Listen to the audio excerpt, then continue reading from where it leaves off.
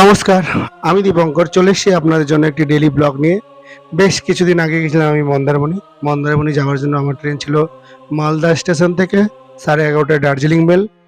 দার্জিলিং মেলে যাওয়ার জন্য আমি চলে আসলাম হচ্ছে মালদা স্টেশন। মালদা স্টেশনে এসে নিয়ে আমি অপেক্ষা করছিলাম ট্রেনের জন্য। বেশ অনেক দিন পর ট্রেন জার্নি। বেশ কিছুটা ভয়ই লাগছিল যেহেতু আমার ট্রেন জার্নি করার আগে বেশ কয়েকটা ট্রেন অ্যাক্সিডেন্ট হয়ে গেছে। কিন্তু ভয় থাকা সত্ত্বেও পরিস্থিতির জন্য আমাকে যেতে হয়েছিল ট্রেনে। তারপর আমার চলে আসলো ট্রেন। ট্রেনে নিয়ে এসে দেখি ট্রেনের এই দার্জিলিং মেলের সবুজ কালারের বগিগুলো বেশ সুন্দর। আমার বগি ছিল S6।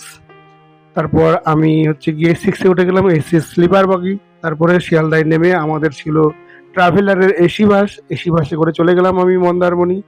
মন্দারমণিতে যাওয়ার সময় ওই যে হুগলি সেতু এই ব্রিজের ছবিগুলো একটু আপনাদেরকে দেখিয়ে দিলাম। তারপর আমরা কোলাঘাটে গিয়ে করেছিলাম ব্রেকফাস্ট। কোলাঘাটে ব্রেকফাস্ট করার পর চলে আসলাম আমরা মন্দারমণি মন্দার ভিলা রিসর্টের কাছে।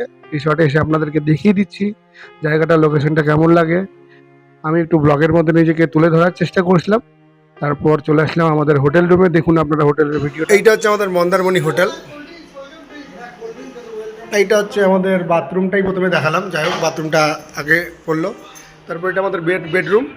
মানিকের হাতে আছে ওয়েলকাম ড্রিঙ্ক। মানিক একটু ওয়েলকাম ড্রিঙ্কটা দেখে দাও। এটা সম্ভবত রাসনা আছে, আমি যতটুকু খেয়ে দেখলাম। অভিজিৎ দাও ওয়েলকাম ড্রিঙ্কস খেয়ে ফেলেছে। এটা আমার। এই যে আমাদের রুমের মধ্যে ছোট ফ্রিজ, এই যে টিভি, এই যে ফ্যান, এসি। সমুদ্রের কাছে এখনো পৌঁছাইনি আমরা, একটু আজকে আসতে লেট হয়ে গেল। এবার আমাকে একটু দেখানো হোক, আমি তো মেন, আমাকে একটু দেখানো যাচ্ছে না।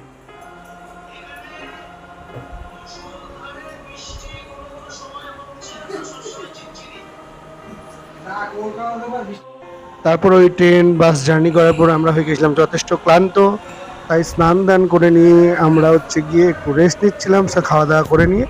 তারপর নেক্সট ব্লগের জন্য আপনারা আমার চ্যানেলটাকে ফলো করে নিন। নেক্সট ব্লগ খুব শীঘ্রই আসবে। আজকের ব্লগটা এইটুকুই, ধন্যবাদ।